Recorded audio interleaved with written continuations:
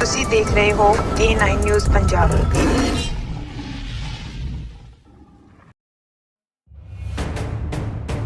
ਅੱਜ ਪਿੰਡ ਰਾਜ ਗੋਮਾਲ STS world school ਵਿਖੇ ਮਾਪਿਆਂ ਵੱਲੋਂ ਲੋਕ ਇਨਸਾਫ ਪਾਰਟੀ ਦੇ ਆਗੂ ਜਰਨੈਲ ਨੰਗਲ ਅਤੇ ਸਰੂਪ ਸਿੰਘ ਕੜਿਆਣਾ ਦੀ ਅਗਵਾਈ ਹੇਠ ਸਕੂਲ ਪ੍ਰਬੰਧਕਾਂ ਨਾਲ ਸਕੂਲ ਫੀਸਾਂ ਅਤੇ ਐਨੂਅਲ ਚਾਰजेस ਬਾਰੇ ਮੀਟਿੰਗ ਕੀਤੀ ਗਈ, ਜਿਸ ਵਿੱਚ ਮਾਪਿਆਂ ਵੱਲੋਂ ਸਕੂਲ ਉੱਤੇ ਵੱਧ ਫੀਸਾਂ ਲੈਣ ਦੇ ਦੋਸ਼ ਲਗਾਏ ਗਏ। ਉਹਨਾਂ ਕਿਹਾ ਕਿ ਅਸੀਂ ਇਹ ਚਾਰजेस ਨਹੀਂ ਦੇ ਸਕਦੇ, ਇਸ ਨੂੰ ਮਾਫ ਕੀਤਾ ਜਾਵੇ ਕਿਉਂਕਿ ਕਰੋਨਾ ਕਾਰਨ ਪਹਿਲਾਂ ਹੀ ਉਹਨਾਂ ਦੇ ਕੰਮਕਾਰ ਠੱਪ ਪਏ ਨੇ। ਇਸ ਬਾਰੇ ਸਕੂਲ ਪ੍ਰਿੰਸੀਪਲ ਪ੍ਰਭਜੋਤ ਕੌਰ ਗਿੱਲ ਨੇ ਪੱਤਰਕਾਰਾਂ ਅਤੇ ਮਾਪਿਆਂ ਨਾਲ ਗੱਲ ਕਰਦਿਆਂ ਕਿਹਾ ਕਿ ਜੋ ਵੀ ਸਕੂਲ ਫੀਸਾਂ ਜਾਂ ਚਾਰजेस ਲੈ ਰਿਹਾ ਹੈ ਉਹ ਸਰਕਾਰੀ ਨਿਰਦੇਸ਼ਾਂ ਅਨੁਸਾਰ ਹਨ। ਫਿਰ ਵੀ ਜੇ ਕੋਈ ਇਹਨਾਂ ਨੂੰ ਦੇਣ ਵਿੱਚ ਅਸਮਰਥ ਹੈ ਤਾਂ ਉਹ ਸਕੂਲ ਪ੍ਰਬੰਧਕਾਂ ਨੂੰ ਆਪਣੇ ਨਾਮ ਦੇ ਸਕਦਾ ਹੈ। ਲੰਬੀ ਗੱਲਬਾਤ ਚੱਲਣ ਦੌਰਾਨ ਵੀ ਕੋਈ ਹੱਲ ਨਾ ਨਿਕਲਣ ਤੇ ਦੋਨਾਂ ਧਿਰਾਂ ਵੱਲੋਂ 26 ਤਰੀਕ ਨੂੰ ਅਗਲੀ ਮੀਟਿੰਗ ਰੱਖੀ ਗਈ। K9 ਨਿਊਜ਼ ਪੰਜਾਬ ਤੋਂ ਰਵੀ ਵਰਮਾ ਦੀ ਖਾਸ ਖਬਰ।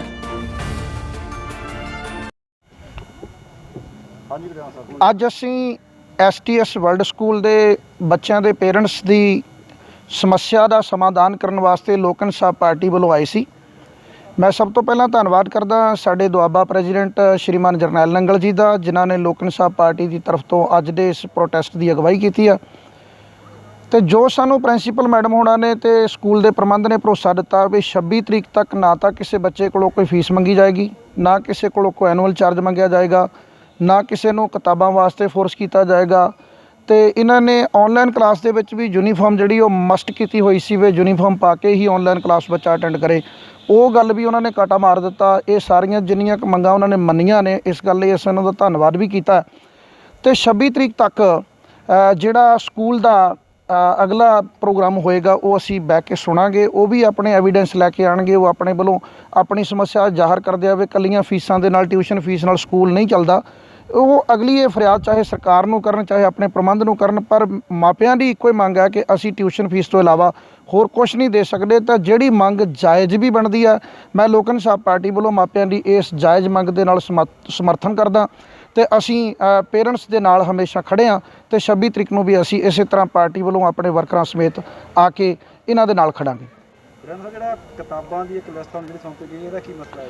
ਕਿਤਾਬਾਂ ਜਿਹੜੀਆਂ ਸਕੂਲ ਦੇ ਵਿੱਚੋਂ ਪੇਰੈਂਟਸ ਦਾ ਉਲਾਂਭਾ ਸੀ ਕਿ ਬਹੁਤ ਮਹਿੰਗੀਆਂ ਮਿਲਦੀਆਂ ਨੇ, ਪ੍ਰਿੰਟ ਰੇਟ ਦੇ ਉੱਤੇ ਮਿਲਦੀਆਂ ਨੇ, ਤੇ ਅਸੀਂ ਮੈਡਮਾਂ ਨੂੰ ਕਿਹਾ ਵੀ ਸਾਨੂੰ ਇੱਕ ਸੈੱਟ ਪ੍ਰੋਵਾਈਡ ਕਰੋ। ਅਸੀਂ ਇਹਦੇ ਨਾਲ ਦੇ ਸੈੱਟ ਮਾਰਕੀਟ ਦੇ ਵਿੱਚੋਂ ਪੁੱਛੀਏ ਵੀ ਕਿੰਨੇ % ਡਿਸਕਾਊਂਟ ਦੇ ਉੱਤੇ ਮਿਲਦੇ ਨੇ। ਤਕਰੀਬਨ ਸਾਨੂੰ ਆਪਣੇ ਆਪ ਵਿੱਚ ਖਦਸ਼ਾ ਹੈ ਵੀ 40-45% ਉਹ ਕਿਤਾਬਾਂ ਜਿਹੜੀਆਂ ਡਿਸਕਾਊਂਟ 'ਤੇ ਮਿਲਦੀਆਂ, ਉਹ ਇੱਕ ਬੱਚੇ ਨੂੰ ਬਾਅਦ ਵਿੱਚ ਅਸੀਂ ਗੁਣਾ ਕਰੀ ਜਾਈਏ ਵੀ ਕਿੰਨੀ ਟੋਟਲ ਸਟਰੈਂਥ ਹੈਗੀ ਇੱਥੇ ਦੀ, ਤੇ ਉਹ ਬੜੀ ਮੋਟੀ ਰਕਮ ਬਣਦੀ ਆ। ਤੇ ਇਹਨਾਂ ਨੇ ਸਾਨੂੰ ਕਿਤਾਬਾਂ ਦਾ ਸੈੱਟ ਤਾਂ ਨਹੀਂ ਦਿੱਤਾ, ਪਰ ਸਾਨੂੰ ਲਿਸਟ ਦੇ ਦਿੱਤੀ ਆ। ਉਹ ਲਿਸਟ ਦੇ ਅਕੋਰਡਿੰਗ ਅਸੀਂ ਬਾਜ਼ਾਰ ਦੇ ਵਿੱਚ ਸਟੱਡੀ ਕਰਾਂਗੇ ਤੇ ਉਹ ਕਿਤਾਬਾਂ ਜਦੋਂ ਅਸੀਂ ਆਪ ਉਹਨੂੰ ਕੈਲਕੂਲੇਟ ਕਰਕੇ ਦੇਖਾਂਗੇ ਕਿੰਨੇ ਦਾ ਸੈੱਟ ਬਣਦਾ। ਤੇ ਨਾਲ ਇੱਕ ਗੱਲ ਮੈਡਮ ਨੇ ਬੜੇ ਪਿਆਰ ਦੇ ਨਾਲ ਸਾਡੀ ਮੰਨੀ ਆ ਵੀ ਅੱਜ ਤੋਂ ਬਾਅਦ ਬੱਚਿਆਂ ਨੂੰ ਅਸੀਂ ਫੋਰਸ ਨਹੀਂ ਕਰਾਂਗੇ ਕਿ ਕਿਤਾਬਾਂ ਸਕੂਲ ਵਿੱਚੋਂ ਹੀ ਲਈਆਂ ਜਾਣ। ਉਹਨਾਂ ਨੇ ਲਿਸਟ ਦੇ ਦਿੱਤੀ ਆ ਤੇ ਉਹ ਕਹਿੰਦੇ ਜਿੱਥੋਂ ਮਰਜ਼ੀ ਲੈ ਲਓ।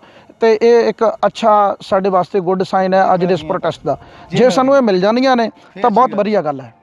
ਆਪਣੇ ਹਲਕੇ ਵਿੱਚ ਹੋਰ ਵੀ ਬਹੁਤ ਸਾਰੇ ਸਕੂਲ, ਆਪਣੇ ਹਲਕੇ ਦੀ ਮੈਨੂੰ ਲੱਗਦਾ ਇਹ ਸਾਰੀਆਂ ਪਾਰਟੀ, ਤੁਹਾਡੀ ਜਿਹੜੀ ਲੋਕ ਇਨਸਾਫ ਪਾਰਟੀ ਆ ਇਹਨੇ ਬਹੁਤਾ ਚੱਕਿਆ।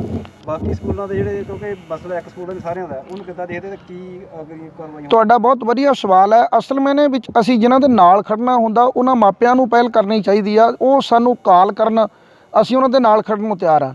ਜੇ ਅਸੀਂ ਆਪਣੇ ਤੌਰ ਤੇ ਕਿਸੇ ਸਕੂਲ ਦੇ ਸਟਾਫ ਨੂੰ ਜਾ ਕੇ ਘੇਰਾ ਪਾਉਂਦੇ, ਉਹ ਸਟਾਫ ਕਹਿੰਦਾ ਜੀ ਕਿਹਨਾਂ ਦੀ ਗੱਲ ਕਰਦੇ ਹੋ, ਕਿਹੜੇ ਬੱਚੇ ਦੀ ਗੱਲ ਕਰਦੇ ਹੋ, ਕਿਹੜੇ ਮਾਂ-ਬਾਪ ਦੀ ਗੱਲ ਕਰਦੇ ਹੋ। ਸੋ ਮੈਂ ਤਾਂ ਬਾਕੀ ਸਕੂਲਾਂ ਦੇ ਵੀ ਜਿਹੜੇ ਬੱਚੇ ਪੜ੍ਹਦੇ ਨੇ ਉਹਨਾਂ ਦੇ ਪੇਰੈਂਟਸ ਨੂੰ ਆਪ ਵੀ ਕਈਆਂ ਨੂੰ ਮਿਲਦਾ ਵੀ ਤੁਸੀਂ ਕਰੋ ਪ੍ਰੋਟੈਸਟ। ਜਿਵੇਂ ਸਾਨੂੰ DAV ਸਕੂਲ ਫਲੋਰ ਦੀ ਕਾਲ ਆਈ ਆ, ਉਹਦੇ ਵਿੱਚ ਅਸੀਂ 2-3 ਦਿਨਾਂ ਦੇ ਵਿੱਚ ਉੱਥੇ ਆਪਣੀ ਰਣਨੀਤੀ ਬਣਾ ਰਹੇ ਹਾਂ। ਜਿੱਥੇ ਜਿੱਥੇ ਮਾਪੇ ਸਾਡੇ ਨਾਲ ਸੰਪਰਕ ਕਰ ਰਹੇ ਆ, ਅਸੀਂ ਮਾਂ-ਬਾਪ ਦੇ ਨਾਲ ਖੜ੍ਹੇ ਹਾਂ। ਅੱਜ ਅਸੀਂ STS ਵਰਲਡ ਸਕੂਲ ਕਾਨਾ ਢੇਸੀਆਂ ਦੇ ਵਿੱਚ ਆਏ ਸੀਗੇ, ਔਰ ਜਿੱਥੇ ਸਾਰੇ ਸਤਿਕਾਰਯੋਗ ਪੇਰੈਂਟਸ ਜਿਹੜੇ ਬੱਚੇ ਇੱਥੇ ਪੜ੍ਹਦੇ ਆ ਉਹਨਾਂ ਦੇ ਮਾਪੇ ਇਕੱਠੇ ਹੋਏ ਸੀ। ਬੜੀ ਵੱਡੀ ਸਮੱਸਿਆ ਜਿਹੜੀ ਹੈਗੀ, ਜਿਹੜੀ ਓਵਰਆਲ ਪੰਜਾਬ ਦੇ ਵਿੱਚ ਚੱਲ ਰਹੀ ਆ ਵੀ ਪ੍ਰਾਈਵੇਟ ਸਕੂਲ ਜਿਹੜੇ ਹੈਗੇ ਆ ਉਹ ਮਾਪਿਆਂ ਦੇ ਕੋਲੋਂ ਅੰਨੀ ਲੁੱਟ ਕਰ ਰਹੇ ਆ। ਔਰ ਇੱਥੋਂ ਦੇ ਮਾਪਿਆਂ ਦਾ ਮੈਂ ਧੰਨਵਾਦ ਕਰਦਾ ਵੀ ਵੱਡੀ ਗਿਣਤੀ ਦੇ ਵਿੱਚ ਇਕੱਠੇ ਹੋਏ। ਔਰ ਕਿਉਂਕਿ ਕਰੋਨਾ ਦਾ ਦੌਰ ਜਿੱਥੇ ਚੱਲਿਆ ਉੱਥੇ ਕਰੋਨਾ ਦੇ ਦੌਰ ਦੇ ਵਿੱਚ ਆਪਾਂ ਜਿੱਥੇ ਬੜੇ ਵੱਡੇ ਨੁਕਸਾਨ ਕਰਵਾਏ ਆ, ਉੱਥੇ ਨਾਲ ਦੀ ਨਾਲ ਸਾਨੂੰ ਕੁਝ ਫਾਇਦੇ ਵੀ ਹੋਏ ਆ। ਫਾਇਦੇ ਇਹ ਕਿ ਜਿੱਥੇ ਸਾਡਾ ਜਿਨ੍ਹਾਂ ਗੱਲਾਂ ਵੱਲ ਧਿਆਨ ਨਹੀਂ ਸੀ ਜਾ ਰਿਹਾ, ਉਹ ਗੱਲਾਂ ਵੱਲ ਸਾਡਾ ਜਿਹੜਾ ਆ ਉਹ ਧਿਆਨ ਗਿਆ। ਅੱਜ ਅਸੀਂ ਮਾਪਿਆਂ ਨੇ ਜਿਹੜਾ ਲੁੱਟ ਦੇ ਖਿਲਾਫ ਜਿਹੜੀ ਆਵਾਜ਼ ਬੁਲੰਦ ਕੀਤੀ ਹੈ, ਉਹਦੇ ਵਿੱਚ ਅੱਜ ਜਿਹੜਾ ਐਨੂਅਲ ਚਾਰजेस ਸਕੂਲ ਵੱਲੋਂ ਜਿਹੜਾ ਆ ਧੱਕੇ ਦੇ ਨਾਲ ਵੱਡੀ ਮੋਟੀ ਰਕਮ ਵਸੂਲਣ ਦੀ ਕੋਸ਼ਿਸ਼ ਕੀਤੀ ਜਾ ਰਹੀ ਹੈ। ਜਿਹੜਾ ਕਿਤਾਬਾਂ ਦੇ ਵਿੱਚ ਲੁੱਟਿਆ, ਕਿਤਾਬਾਂ ਦੇ ਸੈੱਟ ਜਿਹੜੇ ਹੈਗੇ ਆ ਉਹ ਧੱਕੇ ਦੇ ਨਾਲ ਬਈ ਇੱਥੋਂ ਹੀ ਲਓ। ਔਰ ਤੀਸਰਾ ਜਿਹੜਾ ਫੀਸਾਂ ਦੇ ਵਿੱਚ ਬੇਤਹਾਸ਼ਾ ਵਾਧਾ, ਔਰ ਇਦਾਂ ਦੇ ਦੌਰ ਦੇ ਵਿੱਚ ਜਿਹੜਾ ਫੀਸਾਂ ਮੰਥਲੀ ਚਾਰजेस ਵਧਾਤੇ ਹੈਗੇ ਆ। ਔਰ ਦੂਸਰਾ ਇਹਨਾਂ ਨੇ ਇੱਕ ਵੱਡੀ ਜਿਹੜੀ ਗੱਲ ਸਾਹਮਣੇ ਆਈ ਆ ਬਈ ਜਿਹੜੇ ਮੰਥਲੀ ਚਾਰजेस ਪਹਿਲਾਂ ਲਏ ਜਾਂਦੇ ਸੀ, ਟਿਊਸ਼ਨ ਫੀਸ ਲਈ ਜਾਂਦੀ ਸੀ, ਉਹਦੇ ਨਾਲ ਕੰਪਿਊਟਰ ਚਾਰजेस ਜਾਂ ਕੋਈ ਹੋਰ ਚਾਰजेस ਲਏ ਜਾਂਦੇ ਸੀਗੇ। ਲੇਕਿਨ ਇਸ ਵਾਰ ਜਿਹੜੀਆਂ ਸਲਿੱਪਾਂ ਇਹਨਾਂ ਨੇ ਬਣਵਾਈਆਂ, ਉਹਦੇ ਵਿੱਚ ਕੋਈ ਚਾਰਜ ਅਲੱਗ ਨਹੀਂ ਕੀਤਾ। ਉਹਨਾਂ ਨੇ ਸਾਰੇ ਚਾਰजेस ਇੱਕ ਜਗ੍ਹਾ ਕਰਕੇ ਉਹਨੂੰ ਮੰਥਲੀ ਚਾਰਜ ਦੇ ਨਾਮ ਦੇ ਕੇ ਤਾਂ ਮਾਪਿਆਂ ਦੇ ਕੋਲੋਂ ਜਿਹੜਾ ਆ ਉਹਦੀ ਵਸੂਲੀ ਕਰਨ ਦੀ ਕੋਸ਼ਿਸ਼ ਕੀਤੀ ਜਾ ਰਹੀ, ਜਿਹਦਾ ਖਿਲਾਫ ਅੱਜ ਮਾਪਿਆਂ ਨੇ ਇੱਕ ਇੱਥੇ ਇਕੱਠੇ ਹੋ ਕੇ, ਕਿਉਂਕਿ ਪਿਛਲੇ ਦਿਨੀ ਸਰਦਾਰ ਸਰੂਪ ਸਿੰਘ ਕੜਿਆਣਾ ਜੀ ਜਿਹੜੇ ਪਿਛਲੇ ਹਫਤੇ ਆਏ ਸੀਗੇ ਤੇ ਉਸ ਦਿਨ ਇੱਥੋਂ ਦੇ ਪ੍ਰਿੰਸੀਪਲ ਸਾਹਿਬ ਬੀਬੀ ਗਿੱਲ ਜੀ ਉਹ ਇੱਥੇ ਨਹੀਂ ਸੀਗੇ ਮਿਲੇ, ਉਹ ਸ਼ਾਇਦ ਇੱਧਰ ਚਲੇ ਗਏ ਕਿਸੇ ਪਾਸੇ। ਤਾਂ ਇੱਥੋਂ ਦੇ ਜਿਹੜੇ ਗੇਟਮੈਨ ਸੀ, ਸਿਕਿਉਰਿਟੀ ਇੰਚਾਰਜ ਸੀਗੇ, ਉਹਨਾਂ ਨੇ ਮਾਪਿਆਂ ਨਾਲ ਮਿਸਬਿਹੇਵ ਕੀਤਾ। ਤੋਂ ਅੱਜ ਵੱਡੀ ਗਿਣਤੀ ਦੇ ਵਿੱਚ ਇਕੱਠੇ ਹੋਏ ਸੀਗੇ। ਅੱਜ ਪ੍ਰਿੰਸੀਪਲ ਸਾਹਿਬ ਨਾਲ ਮੀਟਿੰਗ ਹੋਈ ਹੈ, ਜ਼ਿੰਮੇਵਾਰ ਸਾਥੀਆਂ ਦੇ ਨਾਲ ਮੀਟਿੰਗ ਵੀ ਹੋਈ ਹੈ। ਤੋਂ ਅੱਜ ਉਹਨਾਂ ਨੇ ਸਾਡੇ ਕੋਲੋਂ 26 ਤਰੀਕ ਤੱਕ ਦਾ ਸਮਾਂ ਲਿਆ ਵੀ 10 ਦਿਨ ਦਾ ਟਾਈਮ ਦੇ ਦਿਓ। 10 ਦਿਨਾਂ ਦੇ ਬਾਅਦ ਅਸੀਂ ਜਿਹੜਾ ਹੈਗਾ ਆਪਣੀ ਮੈਨੇਜਮੈਂਟ ਦੇ ਨਾਲ ਗੱਲ ਕਰਕੇ ਜਿਹੜਾ ਤੁਹਾਨੂੰ ਆਪਣਾ ਅਗਲਾ ਜਿਹੜਾ ਜੋ ਵੀ ਅਸੀਂ ਡਿਸੀਜਨ ਲਵਾਂਗੇ ਤੁਹਾਨੂੰ ਉਹ ਤੋਂ ਜਾਣੂ ਕਰਵਾ ਦੇਵਾਂਗੇ।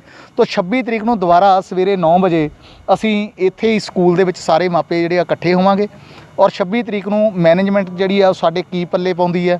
ਅਸੀਂ ਕਿਹਾ ਵੀ ਅਸੀਂ ਫੀਸਾਂ ਵਿੱਚ ਕੀਤਾ ਹੋਇਆ ਵਾਧਾ ਜਿਹੜਾ ਉਹ ਨਹੀਂ ਦੇਣਾ।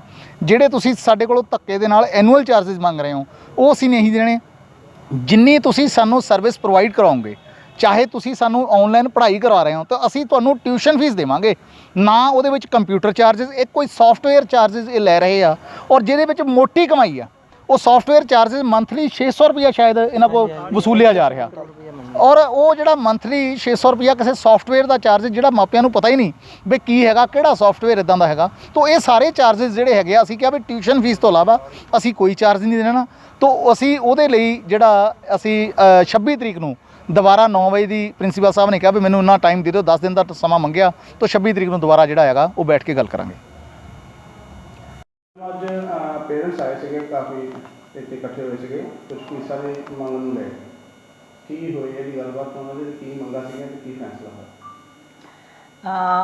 ਅੱਜ ਜਿੱਦਾਂ ਤੈਅ ਕੀਤਾ ਸੀਗਾ ਇਹਨਾਂ ਨੇ ਕਿ ਅਸੀਂ ਸਾਰਿਆਂ ਨੇ ਇਕੱਠੇ ਹੋਣਾ ਆ, ਉਹ ਪੂਰੇ ਆਪਣੇ ਨਿਰਧਾਰਿਤ ਟਾਈਮ 'ਤੇ ਸਕੂਲ 9 ਵਜੇ ਪਹੁੰਚ ਗਏ ਸੀਗੇ। ਅਤੇ ਉਹਨਾਂ ਨੂੰ ਮੈਂ ਇੱਕੋ ਹੀ ਗੱਲ ਕਹੀ ਸੀ ਕਿ ਜਿਹੜੇ ਪੇਰੈਂਟਸ ਜ਼ਰੂਰਤਮੰਦ ਨੇ, ਜੈਨੂਇਨ ਕੇਸਿਸ ਨੇ, ਉਹਨਾਂ ਦੀ ਅਸੀਂ ਪੂਰੀ ਮਦਦ ਕਰਾਂਗੇ। ਅਸੀਂ ਉਹਨਾਂ ਦੀਆਂ ਫੀਸਿਸ ਮਾफ़ ਕਰ ਦਾਂਗੇ। ਉਹਨਾਂ ਦੀ ਇਨਫੈਕਟ ਉਹ ਐਨੂਅਲ ਚਾਰजेस ਕਹਿ ਰਹੇ, ਉਹਨਾਂ ਦੀ ਪੂਰੀ ਫੀਸ ਮਾफ़ ਕਰ ਦਾਂਗੇ। ਬਟ ਉਹ ਸਾਨੂੰ ਆਫਟਰ ਪ੍ਰੋਪਰ ਵੈਰੀਫਿਕੇਸ਼ਨ ਵੀ ਨੀਡ ਡਾਕੂਮੈਂਟੇਸ਼ਨ ਫॉर दैट।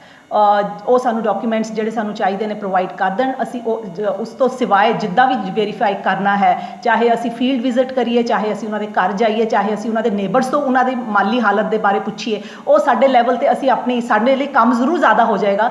ਸਾਡੇ ਕੋਲ ਮੈਨ ਪਾਵਰ ਦੀ ਕੋਈ ਕਮੀ ਨਹੀਂ, ਬੰਦੇ ਬਥੇਰੇ ਨੇ। ਅਸੀਂ ਬੰਦਿਆਂ ਦੀ ਡਿਊਟੀਜ਼ ਲਾ ਦੇਣੀਆਂ ਪਿੰਡਾਂ 'ਚ ਜਾ ਕੇ, ਉਹ ਵੈਰੀਫਾਈ ਕਰ ਦੇਣਗੇ। ਜਿੱਦਾਂ ਹੀ ਵੈਰੀਫਿਕੇਸ਼ਨ ਤੋਂ ਬਾਅਦ ਅਸੀਂ ਪੂਰੀ ਫੀਸ ਮਾफ़ ਕਰ ਦੇਣੀ ਹੈ। ਸ਼ਰਤ ਸਿਰਫ ਜੈਨੂਇਨ ਕੇਸਿਸ ਦੀ ਆ, ਜਿਹੜੇ ਵਾਕਈ ਜ਼ਰੂਰਤਮੰਦ ਨੇ ਉਹਨਾਂ ਦੇ ਨਾਲ ਅਸੀਂ ਖੜੇ ਹਾਂ।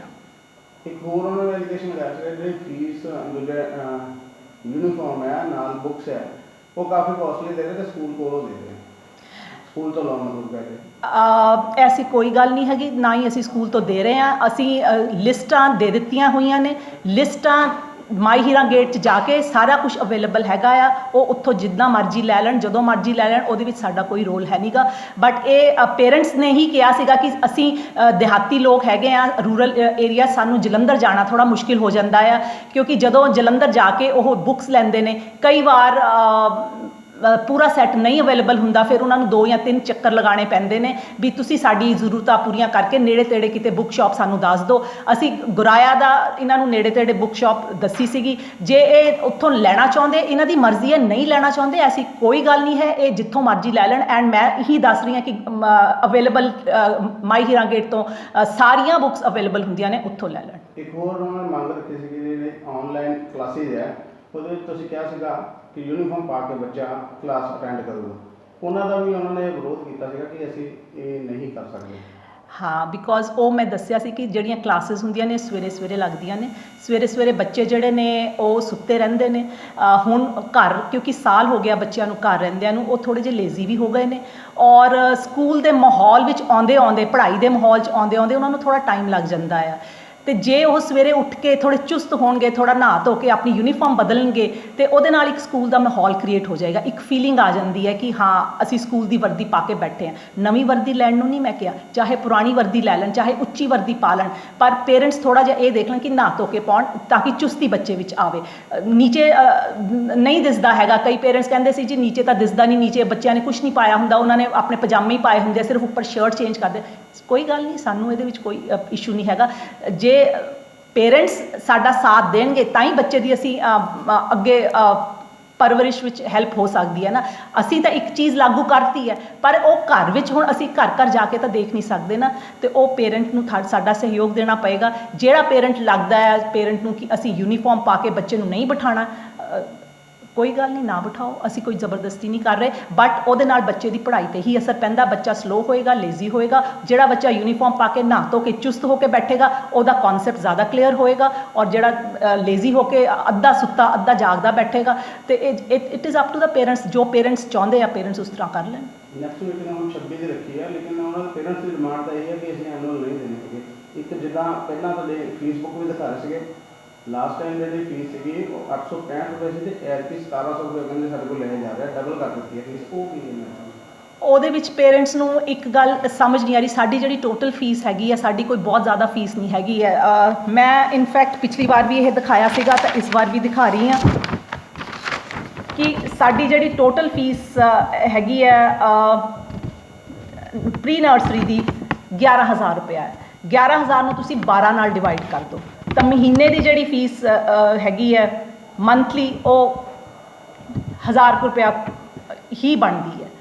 ਤੇ ਜੇ ਇੰਨੀ ਫੀਸ ਪੇਰੈਂਟ ਟੋਟਲ ਫੀਸ ਦਾ ਜੇ 1000 ਰੁਪਇਆ ਬਣਦੀ ਹੈ, ਨਰਸਰੀ ਦੀ 1500 ਬਣਦੀ ਹੈ, LKG ਦੀ 1700 ਬਣਦੀ ਹੈ, UKG ਦੀ 1750 ਬਣਦੀ ਹੈ, ਇਹ ਜਿਹੜੀ ਫੀਸ ਹੈਗੀ ਇਹ ਟੋਟਲ ਫੀਸ ਹੀ ਹੈ। ਬਿਕੋਜ਼ ਫੀਸ ਦੇ ਸਬ ਹੈਡਿੰਗਸ ਨੇ ਹੁੰਦੇ ਨੇ ਕਿ ਐਡਮਿਸ਼ਨ ਫੀ ਲਾ ਲਈ ਜਾਂ ਐਨੂਅਲ ਚਾਰजेस ਲਗਾ ਲਏ, ਇਹ ਫੀਸ ਦੀਆਂ ਸਬ ਹੈਡਿੰਗਸ ਨੇ। ਫੀਸ ਇੱਕ ਹੈਡਿੰਗ ਹੈ, ਉਸ ਫੀਸ ਦੇ ਹੈਡਿੰਗ ਦੇ ਅੰਡਰ ਅਲੱਗ-ਅਲੱਗ ਸਬ ਹੈਡਿੰਗਸ ਨੇ। ਹੁਣ ਸੁਪਰੀਮ ਕੋਰਟ ਨੇ ਵੀ ਇਹੀ ਕਿਹਾ ਕਿ ਜਿਹੜੀ ਫੀਸ 2019-20 ਦੀ ਫੀਸ ਸੀਗੀ ਉਹ ਫੀਸ ਲੈ ਸਕਦੇ ਆ ਸਕੂਲ 5 ਇੰਸਟਾਲਮੈਂਟਸ ਤੇ 19-20 ਦੀ ਜਿਹੜੀ ਫੀਸ ਹੈ ਉਹਦੇ ਵਿੱਚ ਉਹਨਾਂ ਨੇ ਇਹ ਨਹੀਂ ਮੈਂਸ਼ਨ ਕੀਤਾ ਕਿ ਐਡਮਿਸ਼ਨ ਚਾਰजेस ਲੈ ਸਕਦੇ ਆ ਜਾਂ ਟਿਊਸ਼ਨ ਫੀ ਲੈ ਸਕਦੇ ਆ, ਜਾਂ ਉਹਨਾਂ ਨੇ ਫੀਸ ਸਟਰਕਚਰ ਹੀ ਕਿਹਾ ਹੋਇਆ ਕਿ ਫੀਸ ਲੈਣੀ ਹੈਗੀ ਹੈ। ਤਾਂ ਫੀਸ ਦੇ ਅੱਗੇ ਬੇਸਿਕ ਜਿਹੜੇ ਸਟਰਕਚਰਸ ਨੇ ਉਹ ਕਿਸੇ ਸਕੂਲ, ਕੋਈ ਸਕੂਲ ਉਹਨੂੰ ਬਿਲਡਿੰਗ ਫੰਡ ਕਹਿ ਦਿੰਦਾ, ਕੋਈ ਉਹਨੂੰ ਮੇਨਟੇਨੈਂਸ ਫੰਡ ਕਹਿ ਦਿੰਦਾ, ਕੋਈ ਉਹਨੂੰ ਐਨੂਅਲ ਡਿਵੈਲਪਮੈਂਟ ਚਾਰजेस ਕਹਿ ਦਿੰਦਾ, ਉਹ ਅਲੱਗ-ਅਲੱਗ ਨਾਮ ਹੈਗੇ ਨੇ, but that is part of the fees. ਹੁਣ 26 ਤਰੀਕ ਦੀ ਮੀਟਿੰਗ ਰੱਖੀ ਹੈ ਜੀ, ਔਰ ਜਿਹੜੀ ਅਸੀਂ ਫੀਸ ਹੈਗੀ ਹੈ, ਫੀਸ ਅਸੀਂ 8% ਤੋਂ ਲੈ ਕੇ 10% ਤੱਕ ਹੀ ਵਧੀ ਹੈ, ਇਸ ਤੋਂ ਵੱਧ ਫੀਸ ਹੈ ਨਹੀਂ, ਜਿਹੜੀ ਕਿ ਅਕੋਰਡਿੰਗ ਟੂ CBSE ਰੂਲਸ ਹੈ। ਹੁਣ 26 ਦੀ ਦੁਬਾਰਾ ਮੀਟਿੰਗ ਰੱਖੀ ਹੈ ਦੁਬਾਰਾ? ਹਾਂਜੀ, ਪਰ ਡਿਮਾਂਡ ਤਾਂ ਫਿਰ ਉਹਨਾਂ ਦੀ ਇਹ ਹੈ ਕਿ ਅਸੀਂ ਦੇ ਹੀ ਨਹੀਂ ਸਕਦੇ ਹੈਗੇ, ਐਨੂਅਲ ਚਾਰਜ ਦੇਣੇ ਨੇ, ਤੁਸੀਂ ਡਿਵਾਈਡ ਕਰ ਦਿੱਤੇ 12 ਮੰਥ ਦੇ ਵਿੱਚ ਉਹ, ਪਰ ਉਹਨਾਂ ਦੀ ਡਿਮਾਂਡ ਫਿਰ ਇਹੀ ਹੈ ਕਿ ਅਸੀਂ ਨਹੀਂ ਦੇਣੇ। ਉਹਨਾਂ ਨੇ ਨਹੀਂ ਦੇਣੇ ਹੈਗੇ, ਉਹਨਾਂ ਨੇ ਜਦੋਂ ਇਹ ਠਾਣ ਹੀ ਲਿਆਇਆ ਕਿ ਅਸੀਂ ਪੈਸੇ ਨਹੀਂ ਦੇਣੇ ਹੈ ਤਾਂ ਉਹਨਾਂ ਦੀ ਉਹ ਮਰਜ਼ੀ ਹੈ। ਕਿਉਂਕਿ ਹੁਣ ਜਦੋਂ ਮੀਟਿੰਗ ਹੋਈ ਸੀ ਉਹ ਆਪ ਕਹਿ ਕੇ ਗਏ ਸੀ, ਮੈਂ ਕਿਹਾ ਜੇ ਅਸੀਂ ਵੈਰੀਫਾਈ ਕਰਾਂਗੇ ਉਸ ਹਿਸਾਬ ਨਾਲ ਤੁਹਾਨੂੰ ਜਿਹੜੇ ਜ਼ਰੂਰਤਮੰਦ ਨੇ, ਜੈਨੂਇਨ ਕੇਸਿਸ ਨੇ, ਉਹਨਾਂ ਨੂੰ ਅਸੀਂ ਪੂਰੀ ਫੀਸ ਵੀ ਮਾफ़ ਕਰ ਦੇਵਾਂਗੇ। ਸਾਡੇ ਕੋਲ ਆਲਰੇਡੀ ਕੰਸੈਸ਼ਨਸ ਵਾਲੀ ਫਾਈਲ ਰੱਖੀ ਹੋਈ ਹੈ, ਅਸੀਂ ਲੱਖਾਂ ਰੁਪਏ ਮਾफ़ ਕਰਦੇ ਹਾਂ ਬੱਚਿਆਂ ਨੂੰ, ਪੂਰੀ ਫਾਈਲ ਮੇਰੇ ਕੋਲ ਪਈ ਹੈਗੀ ਹੈ। ਜੇ ਕੋਈ ਵੀ ਦੇਖਣਾ ਚਾਹੇ ਕਿ ਕਿਹੜੇ ਕੰਸੈਸ਼ਨ ਦਿੰਦੇ, 50% ਕੰਸੈਸ਼ਨ ਦਿੰਦੇ ਆ, 20% ਕੰਸੈਸ਼ਨ ਦਿੰਦੇ ਆ, 100% ਕੰਸੈਸ਼ਨ ਦਿੰਦੇ ਆ, ਬਹੁਤ ਸਾਰੇ ਕੰਸੈਸ਼ਨਸ ਅਸੀਂ ਆਲਰੇਡੀ ਦੇ ਰਹੇ ਹਾਂ। ਪਰ ਜਿਹੜੇ ਜੈਨੂਇਨ ਕੇਸਿਸ ਨੇ, ਹੁਣ ਇਹਨਾਂ ਵਿੱਚੋਂ ਵੀ ਜਿਹੜੇ ਜੈਨੂਇਨ ਕੇਸਿਸ ਹੋਣਗੇ ਅਸੀਂ ਆਪਣੀ ਵੈਰੀਫਿਕੇਸ਼ਨ ਤੋਂ ਬਾਅਦ ਇਹਨਾਂ ਨੂੰ ਵੀ ਕੰਸੈਸ਼ਨ ਦੇਵਾਂਗੇ। ਉਹਨਾਂ ਵਿੱਚੋਂ ਜਦੋਂ ਮੈਂ ਵੈਰੀਫਿਕੇਸ਼ਨ ਦਾ ਨਾਂ ਲਿਆ, ਇੱਕ ਪੇਰੈਂਟ ਕਹਿੰਦਾ ਜੀ ਮੇਰੇ ਤਾਂ 15 ਲੱਖ ਬੈਂਕ 'ਚ ਨੇ ਪਰ ਉਹ ਮੇਰੇ ਪੈਸੇ ਨਹੀਂ ਹੈਗੇ, ਉਹ ਤਾਂ ਮੈਂ ਕਿਸੇ ਦੇ ਪੈਸੇ ਹੈਗੇ ਨੇ। ਇੱਕ ਪੇਰੈਂਟ ਕਹਿੰਦਾ ਮੈਂ ਜੀ ਸਰਪੰਚ ਹੈਗਾ ਆ, ਉਹ ਤਾਂ ਪੰਚਾਇਤ ਦੇ ਪੈਸੇ ਹੈਗੇ। ਜੇ ਉਹ ਪੰਚਾਇਤ ਦੇ ਪੈਸੇ ਹੈਗੇ ਤਾਂ ਉਹਦੇ ਪਰਸਨਲ ਖਾਤੇ 'ਚ ਕੀ ਕਰ ਰਹੇ ਨੇ? ਐਕਚੁਅਲੀ ਮੈਨੂੰ ਇਹ ਸਮਝ ਨਹੀਂ ਆ ਰਿਹਾ। ਪਰ ਵੈਰੀਫਿਕੇਸ਼ਨ ਨੂੰ ਤਿਆਰ ਨਹੀਂ ਹੈਗੇ। ਵੈਰੀਫਿਕੇਸ਼ਨ ਨੂੰ ਤਿਆਰ ਨਹੀਂ, ਉਹ ਹਰ ਗੱਲ ਆਪਣੇ ਹਿਸਾਬ ਨਾਲ ਚਲਾਉਣਾ ਚਾਹੁੰਦੇ ਕਿ ਸਕੂਲ ਨੂੰ ਅਸੀਂ ਉਹਨਾਂ ਨੇ ਤਾਂ ਇਹ ਵੀ ਕਿਹਾ ਜੀ ਤੁਸੀਂ ਆਨਲਾਈਨ ਕਲਾਸਿਸ ਲੈਂਦੇ ਆ, ਬੱਚਿਆਂ ਦੀਆਂ ਅੱਖਾਂ ਖਰਾਬ ਹੁੰਦੀਆਂ ਨੇ। ਤਾਂ ਹੁਣ ਮੈਂ ਇਹ ਵੀ ਉਹਨਾਂ ਨੂੰ ਕਿਹਾ ਕਿ ਜੇ ਤੁਸੀਂ ਆਨਲਾਈਨ ਕਲਾਸਿਸ ਲੈਣੀਆਂ, ਸਕੂਲ ਬੰਦ ਨੇ, ਸਰਕਾਰ ਨੇ ਕਹਿ ਦਿੱਤਾ ਬੱਚੇ ਸਕੂਲ ਨਹੀਂ ਆ ਸਕਦੇ, ਤੁਸੀਂ ਕਹਿ ਰਹੇ ਆਨਲਾਈਨ ਕਲਾਸਿਸ ਨਾ ਲਾਓ, ਆਨਲਾਈਨ ਕਲਾਸਿਸ ਨਾਲ ਬੱਚਿਆਂ ਦਾ ਨੁਕਸਾਨ ਹੋ ਰਿਹਾ, ਤੁਸੀਂ ਮੈਨੂੰ ਇੱਕ ਤੀਸਰਾ ਤਰੀਕਾ ਦੱਸ ਦਿਓ ਜਿਹਦੇ ਨਾਲ ਅਸੀਂ ਬੱਚਿਆਂ ਨੂੰ ਪੜ੍ਹਾਈ ਕਰੀਏ। ਉਹ ਉਹਨਾਂ ਕੋਲ ਕੋਈ ਜਵਾਬ ਨਹੀਂ ਸੀਗਾ। ਮੈਂ ਤੇ ਇਸ ਸਾਰੀ ਗੱਲਬਾਤ ਦਾ ਹੱਲ ਕਿੱਥੇ ਨਿਕਲੂਗਾ ਜਾਕੇ, ਕਿਉਂਕਿ ਲਗਾਤਾਰ 2 ਵਾਰ 26 ਨੂੰ ਵੀ ਇਹੀ ਗੱਲਾਂ ਫਿਰ ਦੁਬਾਰਾ ਹੁਣ ਹੱਲ ਤਾਂ ਹੀ ਨਿਕਲੂਗਾ ਜੇ ਪੇਰੈਂਟਸ ਸਾਡੀ ਗੱਲ ਸੁਣਨਗੇ। ਹੁਣ ਅਸੀਂ ਆਪਣੇ ਗੱਲ